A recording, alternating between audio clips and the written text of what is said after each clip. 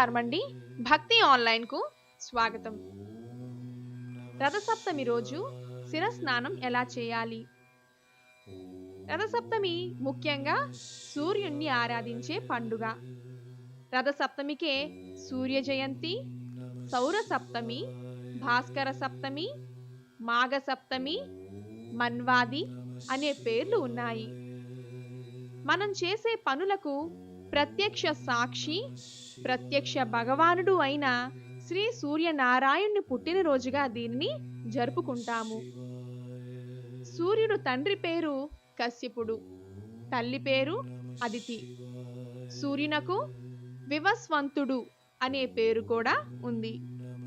రథసప్తమి రోజు అరుణోదయ కాలంలో స్నానం చేయటం, సూర్యుణ్ణి ధ్యానించడం వలన మహాపుణ్య ఫలప్రదమని, ఆరోగ్యకరమని, అకాల మృత్యు పరిహారకరమని, మరణాంతరం సూర్యలోకాన్ని పొందుతారని మహర్షులు పేర్కొన్నారు. ముఖ్యంగా రథసప్తమి రోజు స్నానానికి చాలా ప్రాముఖ్యత ఉంది. రథసప్తమి నాడు సూర్యుడు ఉదయించక ముందే తలస్నానం చేయాలి. అది ఎలా అంటే, మీ శిరస్సుపై 7 జిల్లేడు మరియు 7 రేగు ఆకులను మరియు రేగు పళ్ళను కూడా పెట్టుకోవాలి. భుజాలపై, చేతులపై కూడా జిల్లేడు మరియు రేగు ఆకులను పెట్టుకొని ఈ క్రింది శ్లోకం చదివి నీటిని మీ తలపై వేసుకొని స్నానం చేయాలి.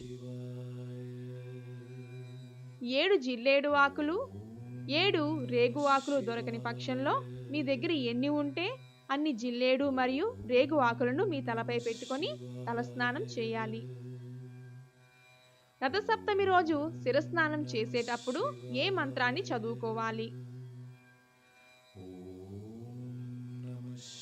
యజ్జన్మ కృతం పాపం మయా జన్మసు సప్తసు తన్మే రోగంచ శోకంచ మా కరీ హంతు సప్తమి ఏతజ్జన్మ కృతం పాపం యచ్చ జన్మాంతరాజితం మనోవాక్కాయజం యచ్చత్ జ్ఞాతా జ్ఞాతే చ ఏ పునః ఇది సప్తవిధం పాపం స్నానాన్మే సప్త సప్తికే సప్త వ్యాధి సమాయుక్తం హరమాకరి సప్తమి.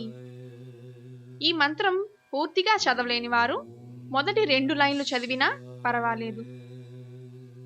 రథసప్తమి నాడు స్నానం చేసేటప్పుడు జిల్లేడు ఆకు, రేగు ఆకులు, రేగు పళ్ళు తలపైన ఉంచుకొని ఈ శ్లోకం పఠిస్తే 7 జన్మల నుండి వెన్నంటి వస్తున్న సమస్త పాపాలు నశిస్తాయి.